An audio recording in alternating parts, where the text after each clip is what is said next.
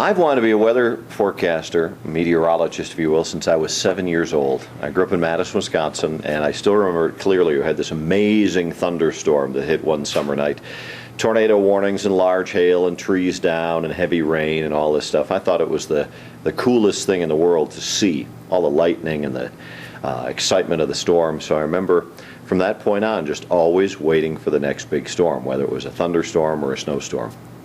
Well, I started checking out books in second grade, the How and Why Wonder Book of Weather, etc., and I've read a lot of weather books over the years, and actually got into the business when I was still in Madison. I was working at a local Baskin-Robbins ice cream store, and the local meteorologist on TV, a guy named Terry Kelly, was the guy I always watched on TV. He was kind of my hero, and I would watch Terry, and he used to come into my ice cream store, and I would make sure I got to serve him. I'd give him this giant scoop of ice cream, and I'd ask him weather questions, just, when's the next storm going to come in? And finally, after about a year or two of this, my dad said to me, Mike, this guy comes into the shop all the time, why don't you ask him for a job? Just empty his trash or answer his phone out at the TV station. So I worked up the courage to do that, and he actually hired me when I was 18. And I just started at the University of Wisconsin with my meteorology program, and I worked for him for 10 years. And worked my way up through doing his weather maps for him, and in that day, it was before computers. We did them all hard copy, which we show in the book. And eventually worked up to being on the air. Started that in the mid to late 1970s. And was very lucky to have met this man, because it turned out he was quite an entrepreneur. He's basically the inventor of television weather computers. And so he has started a company that is still the world's largest supplier of television weather equipment. And I still have a very good friend of Terry's. And so I was able to work through the 1950s style weather maps of the giant board up on the wall of the studio, through what we did in the 70s, and then the advent of weather computers in the 80s and 90s and on up to today. And everything that's behind me is the latest and greatest from Weather Central in Madison, Wisconsin. So for me, writing the book was a way to address a lifelong love of weather, to explain how our wacky Colorado weather really works, because everything that you learn elsewhere in the country doesn't really apply in Colorado. There's kind of an asterisk on everything because of that 14,000-foot wall out there. And so as a way to explain how come Colorado weather acts so differently, to go through the history of 200 years of Colorado weather, the biggest storms, the worst floods, the coldest temperatures, the heat waves, the droughts, and to explain how television weather has gone from the early black and white days up to the HD world that we're in now. Well, I think the weather computer has been the most exciting one. In the day, we had one map we could show back in the black and white days, or even into the 1970s, just that giant one up on the wall of the studio. And through the advent of weather computers, now we can take you flying around the world and show you satellite views and do it in real time. We can zoom the radar right down to the street level. We can give people customized forecasts right into their own backyard. And so these technological advances, we still are going to get some forecasts wrong because it's a very complex thing to do, but the level of service we can provide to the average viewer is far beyond anything that we ever imagined 30 years ago.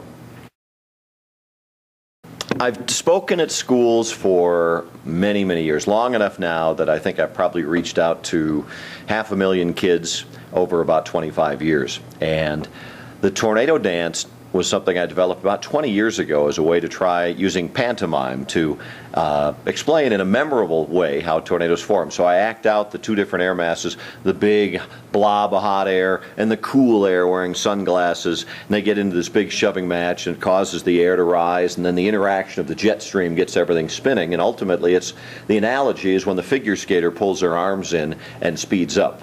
In physics, we call it conservation of angular momentum, but they don't need to know a big, long term like that. It's just an easy way for people to understand how a tornado forms. It's interesting that I perform it at grade schools, but I go and speak to Rotary clubs or AARP meetings, and the first thing they say is, "Are you going to do the tornado dance for us?" So it's pretty much anywhere from 4 to about 84 that I do the dance. I've lived most of my storm chasing experiences vicariously, because most of the time when we get severe weather, I'm here, and that's where I'm supposed to be, is issuing warnings on TV. So I've storm chased a little bit. I've had the experience of driving 2,000 miles in a couple of days and looking for thunderstorms that are going to produce tornadoes without a tremendous amount of success. But I have friends that are featured in the book that between the three of them have seen nearly 500 tornadoes. And they are really the top experts of storm chasing in the world. They've been as close as a few hundred feet to very powerful tornadoes. One of the gentlemen in the book, Tony Laubach, who's our producer here at Channel 7 in the weather department, has had his car absolutely wiped out by baseball-size hail, all the windows shattered. We have a picture of it in the book. And they've slid off the road in flash floods and nearly been hit by lightning. It's a pretty hazardous profession, but if you know how to do it, you can do it with relative safety and with a fair amount of success. It's still like fishing for that big trophy catch, in that you can follow all the right procedures, do all the right steps, go just to the right spot, and still come up empty-handed. But these chasers know what to do and can teach you how to do it in a relatively safe manner. And there's one very interesting individual named Tim Samaras, who actually, not unlike the movie Twister, has built a probe that he puts out in front of the tornado, and it gets hit by the tornado. Now, rather than in the movie where it gets picked up and thrown, it's aerodynamically designed to stay in one spot and measure pressure, take pictures inside the tornado, temperature, wind, sound even, and he has successfully deployed these in front of a half a dozen different tornadoes. Wait 30 minutes after you hear the last clap of thunder, and if it's 30 seconds or less when you see the flash and hear the thunder, that means the lightning is too close. Lightning's probably our biggest single weather hazard in Colorado, because we've only had a few tornado deaths over the last 30 years. Flash flooding is certainly a big hazard, but annually more people are hit and killed by lightning than any other single weather phenomena. And it's interesting that cell phones and iPods, any of that equipment, can actually be hazardous to you because it will tend to focus the electricity in that area. So if you are on a cell phone, even though it's cordless, it tends to bring that electricity close to your head. So we urge people to not use those things if you are close to a strong electrical storm.